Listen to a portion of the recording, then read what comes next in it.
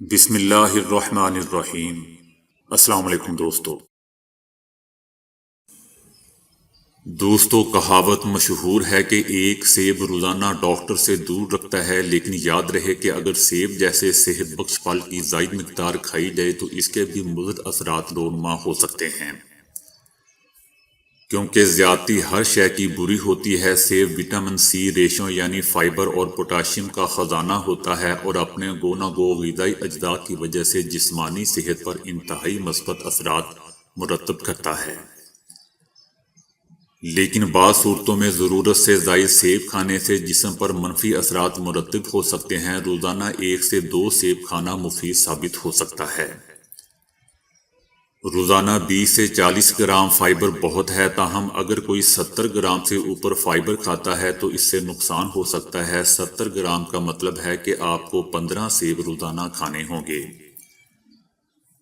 جو الفاظ دیگر ناممکن ہے۔ ضرورت سے زائد سیب کھانے سے آپ کا وزن بڑھ سکتا ہے اور انسان موٹاپے کی جانب چل پڑتا ہے۔ جسم میں کاربوہائیڈریٹس بننے سے جسم اسے صرف کرنے میں لگ جاتا ہے اور دوسری جانب چربی میں اضافہ ہو سکتا ہے۔ سیب اپنی فطرت میں تیزابی ہوتے ہیں اور ان کا رس دانتوں کو بھی نقصان پہنچا سکتا ہے۔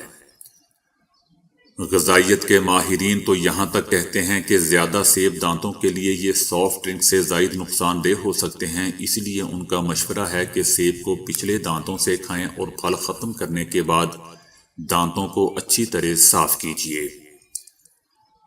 لیکن دوستو یاد رہے کہ روزانہ 1 یا 2 سیب کھانا دانتوں کے لیے کسی طرح بھی مضر نہیں ہے۔ جن افراد کو متلی معدے کی گرانی کی شکایت ہو انہیں کم سیب کھانا چاہیے۔ کمزور نظام ہضم رکھنے والے اس پھل کی کم مقدار کھا سکتے ہیں، تاہم دوستو زیادتی تو ہر شے کی بری ہی ہوتی ہے۔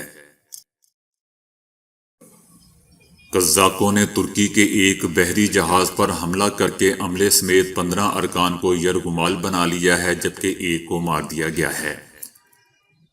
ترکی کا بحری جہاز نائجیریا کے مغربی ساحل پر معمول کی گشت پر تھا کہ سمندری قزاقوں نے جہاز کو پکڑ کر عملے کے 15 ارکان کو یرغمال بنا لیا۔ ترکی کی جانب سے جاری بیان میں کہا گیا ہے کہ قزاقوں کے حملے میں جہاز کے عملے کا ایک رکن مارا بھی گیا ہے۔ مارے جانے والے ایک رکن نے خود کو ایک محفوظ کیبن میں بند کر لیا تھا، تاہم اس کو مجبوراً باہر آنا پڑا، جس پر قزاقوں نے گولی مار دی۔ مارے جانے والے شخص کا تعلق آذربائیجان سے تھا اور وہ بحری جہاز میں واحد غیر ملکی شخص تھا۔ قزاقوں کی جانب سے تاحال کسی قسم کا مطالبہ یا تاوان کی رقم کا تقاضا سامنے نہیں آیا ہے۔ دوستو یاد رہے کہ 2019 میں بھی نائجیریا کے ساحل پر قزاقوں نے 10 ترک اہلکاروں کو پکڑ لیا تھا، جن کی رہائی 1 ماہ بعد ممکن ہوئی تھی، تاہم یہ واضح نہیں کہ رہائی کے لیے ترک حکومت نے قزاقوں کو کتنی رقم ادا کی تھی۔ پاکستانی حکومت نے کہا ہے کہ بلاول بھٹو زرداری اسمبلیوں کا رخ اختیار کرنے کی بات کر رہے ہیں، کیونکہ وہ سمجھتے ہیں کہ ان کی احتجاجی سیاست پر عوام نے توجہ نہیں دی۔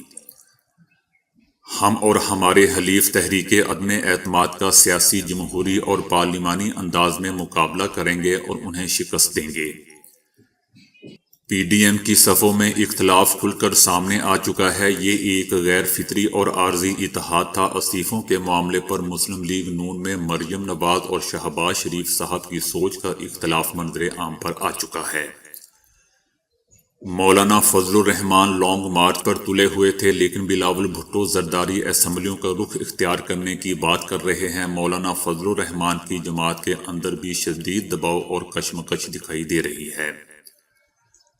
ہر سینٹ الیکشن کے بعد مختلف پارٹیوں نے ہارس ٹریڈنگ کے الزامات لگائے۔ گزشتہ سینٹ انتخابات میں جب یہ معاملہ سامنے آیا تو وزیر اعظم عمران خان نے 20 کے قریب تحریک انصاف کے اراکین کے خلاف ایکشن لیا، جو تاریخ میں پہلے کسی جماعت نے نہیں لیا۔ وزیر اعظم عمران خان نے اسی مقصد کے پیش نظر سینٹ الیکشنز میں اوپن ووٹنگ کی تجویز سامنے رکھی تھی۔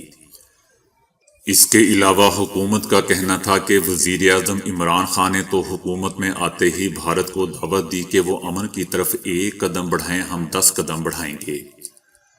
مگر افسوس کہ بھارت نے اس پیشکش پر توجہ نہ دی اور ایسے اقدامات اٹھائے جن سے مقبوضہ وادی میں صورتحال مزید خراب ہو گئی۔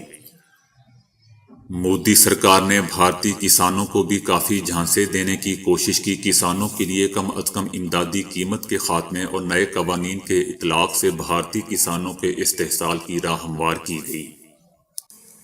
کسانوں نے ان غیر منصفانہ اقدامات کے خلاف جب آواز اٹھائی تو انہیں ریاستی جبر اور تشدد کا نشانہ بنایا گیا۔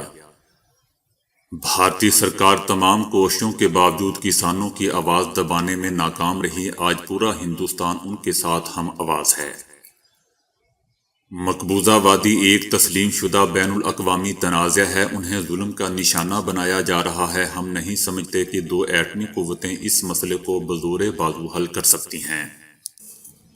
اگر بھارت کا موقف مضبوط ہے تو وہ ہم سے مذاکرات سے کیوں گھبرا رہا ہے؟ ہم دنیا کو مسلسل باور کروا رہے ہیں کہ مقبوضہ وادی ایک فلیش پوائنٹ بن چکا ہے جس کا جلد اور مستقل حل ناگزیر ہے۔ تو دوستو، آج کے لیے اتنا ہی۔ ویڈیو کو لائک اور شیئر کرنے کا بہت بہت شکریہ۔